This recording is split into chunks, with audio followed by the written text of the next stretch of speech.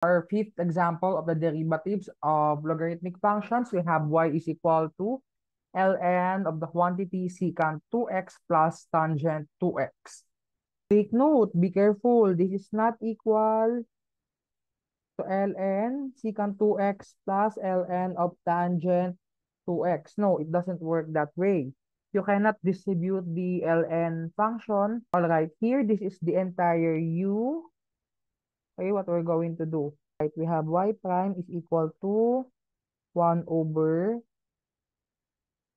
secant 2x plus tangent 2x, and then multiplied by the derivative of secant 2x plus tangent 2x. We can put that already on the numerator. The derivative of secant 2x is equal to 2 secant. Okay, and then plus the derivative of tangent is secant squared. And then you have here 2. So you have 2 secant squared 2x.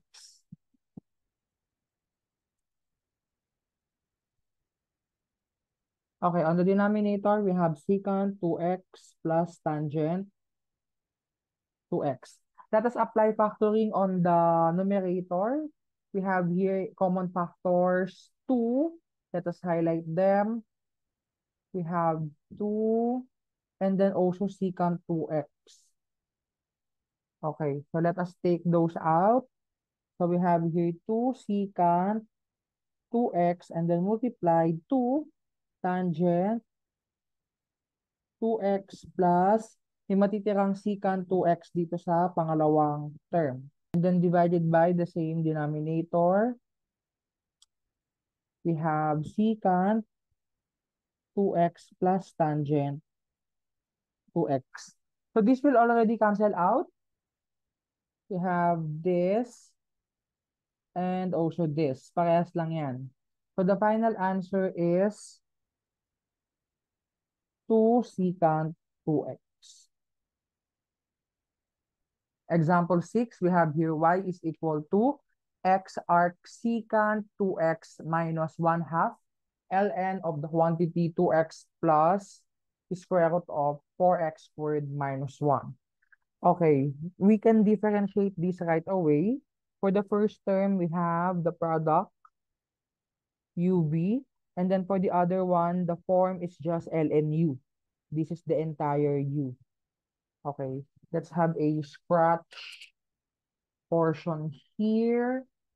For the first term, since we can differentiate this right away because it's easy, it's simple lang naman. So we have u. On the numerator, we have 2, the derivative of 2x, and then we have here 2x and then square root of 4x squared minus 1. So that is u dv, and then plus v.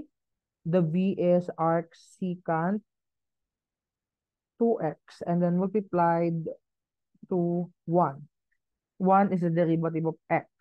And then for the next one, we have 1/2 ln of the quantity 2x plus square root of 4x squared minus 1.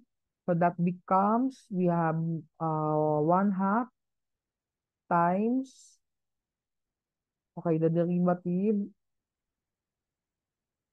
of 2x plus, actually, we can already, all right, we have 1/2, okay, we have minus 1/2 times, since this is ln, we are going to bring down the argument. So we have 2x plus square root of 4x squared minus 1. And then on the numerator, we have the derivative na kung ano man yung binaba natin. So we have 2 and then plus 8x over 2 square root of 4x squared minus 1. Okay. This will already cancel out.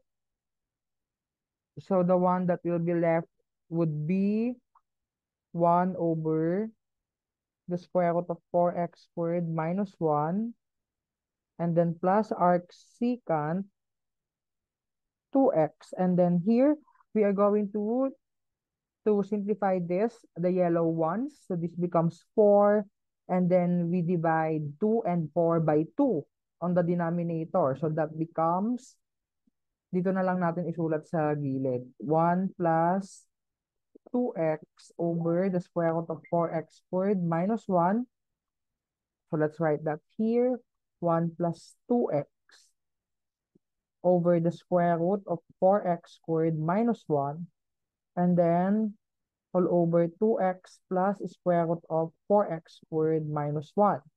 We're going to simplify the complex fraction here. So, kailangan mawala ito. So, multiply tayo ng square root of 4x squared minus 1 over the square root of 4x squared minus 1. Okay, we are going to distribute this here para mawala yung denominator sa numerator.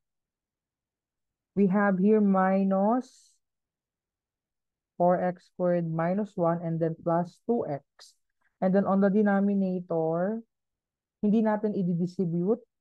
So we have 2x plus square root of 4x squared minus 1 and then times the square root of 4x squared minus 1. Why so? Kasi makikita natin na meron ng magka-cancel out. Yung nasa numerator, actually makaka-cancel out natin. So isang buo na ito, equal lang yan. So those will be canceled out. The resulting value would be positive 1. So that becomes 1 over the square root of 4x squared. Okay. Simplifying further, ang matitira na lang na sagot sa atin ay arcsecant 2x. This is our answer.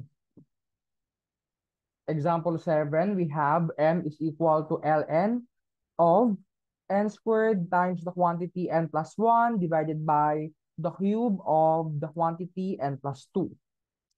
Here, if we will get the derivative of m with respect to n as is, meaning to say we will use the quotient rule for the derivative of the entire u, it will be a little bit complicated. Fortunately, we have the laws of logarithm that we can use to express the equivalent expression of this one. Using the properties of logarithm, we have 2 ln n plus ln of the quantity n plus 1 minus 3 ln of the quantity n plus 2.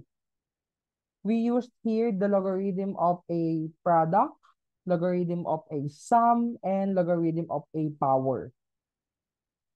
This one is now easier to be differentiated since we have already split the given logarithm into 3. Getting the derivative of m with respect to n, we have 2 over n times 1, derivative of n, and then plus 1 over n plus 1 times 1, derivative of n plus 1, minus 3 over n plus 2 times 1, again, derivative of n plus 2. So we have 2 over n plus 1 over n plus 1 minus 3 over n plus 2. We are going to combine the fractions. The LCD is n times the quantity n plus 1 times the quantity n plus 2.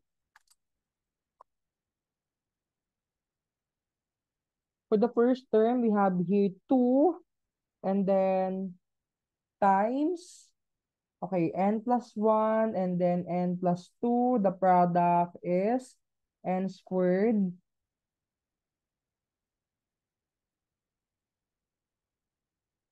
plus 3n plus 2. And then in the middle term, we have plus 1. So that would be n times n plus 2. And then after that, we have minus 3 times n plus 1. Okay, so we're just adding fractions. So if you are having difficulties in solving fractions, I suggest that you practice solving. So you will distribute the following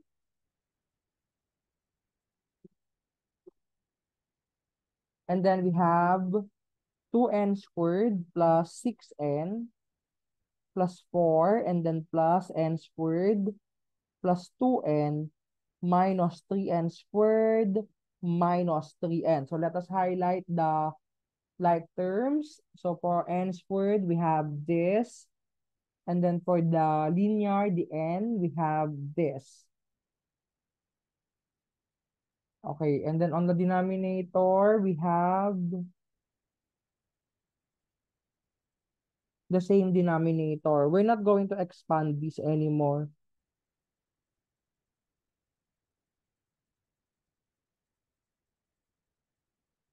The continuation of that would be, okay, the n squared term will be gone.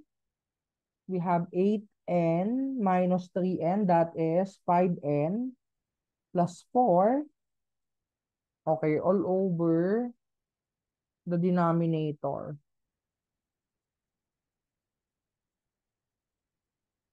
This is now our final answer, the derivative of m with respect to n.